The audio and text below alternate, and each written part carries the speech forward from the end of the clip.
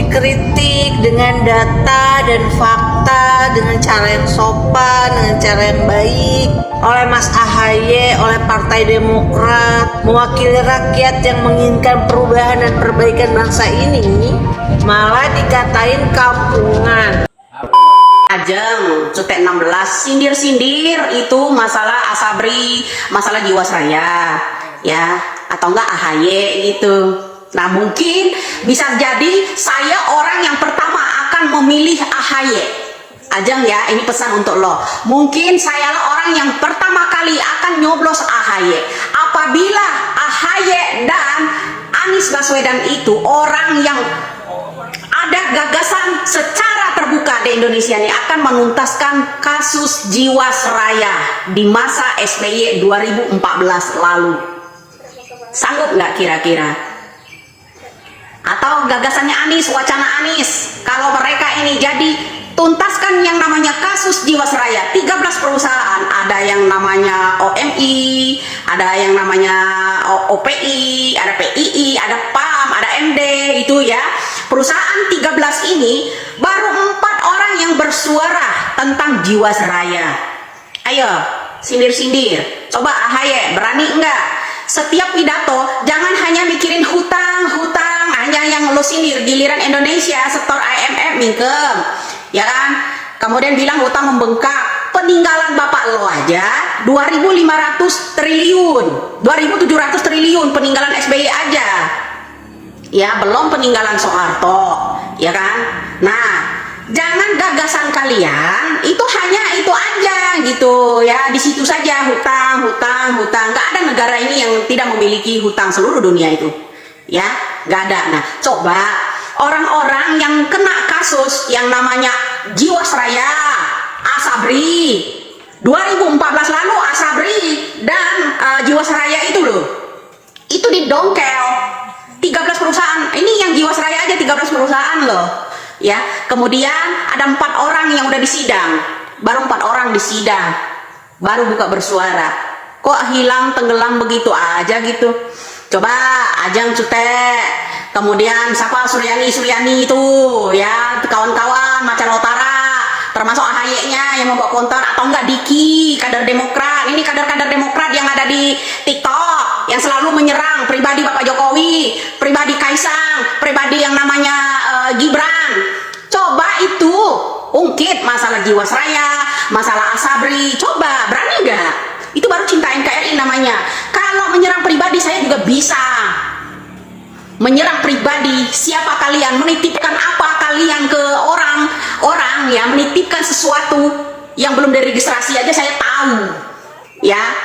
Kalau untuk pribadi ya, jangan, saya tahu betul. Kalau pribadi lebih ganas saya kalau menyerang pribadi, bisa saya buka semua. Coba kalau anda semua mencintai NKRI ini, buka itu kasus Jiwasraya yang kemarin didongkrak sama Bapak Erick Thohir, ya kan? Itu mendek, ya, kasus-kasus Jiwasraya itu sejak 2018 lalu era SBY. Kasus Asabri juga di era SBY, belum tuntas sampai 2017, belum, menghilang begitu aja. Ya ayo, musuhnya Bapak Jokowi itu gak sembarang, ya, orang pangkat tinggi. Kenapa Bapak Muldoko selalu melindunginya? Masalahnya bukan sembarang orang yang membenci Bapak Jokowi ini, ya, kelas kakap. Makanya ada siapa namanya yang kemarin kasus Hambalang itu, Nazarudin ya, Nazarudin apa siapa tuh, siapa, Nazarudin ya.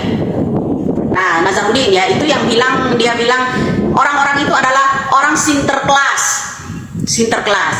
Coba mungkinkah Fahri Hamzah sedikit sentil di era SBY, Pak Fahri atau Pak Rocky Gerung itu sentil masalah Jiwasraya? Coba bisa nggak, kira-kira berani nggak? Baru 4 orang loh yang bisa bunyi mengenai Jiwasraya itu, ya, 13 perusahaan. Ada siapa aja di perusahaan-perusahaan itu yang mendengungkan, gulingkan Bapak Jokowi, serahkan jabatan. Enak aja kalian kalau jabatan Bapak Jokowi diserahkan sama kalian begitu aja. Sama aja yang menyerahkan daging ayam ke mulut harimau, Pak. Tambah disuapin kalian. Maunya saya Bapak Jokowi itu seumur hidup. Coba sentil-sentil. kalau berani ya, salam NKRI tentang Jiwasraya, sentil-sentil. Baru 4 orang loh yang buka suara, ya. Kemudian 13 perusahaan di situ, ya. Ayo jangan terlalu buta di Indonesia ini ya, jangan buta banget gitu ya. Salam waras. Nah, itulah tadi sentilannya Widya terhadap Ajeng Cute yang biasa kita sebut sebagai Ratu Kadrun. Saya kira Nyai Widya memang pawangnya Ratu Kadrun tersebut, dan yang begitu getol menyebar fitnah, hoax, dan melek terhadap fakta-fakta yang terjadi di NKRI ini.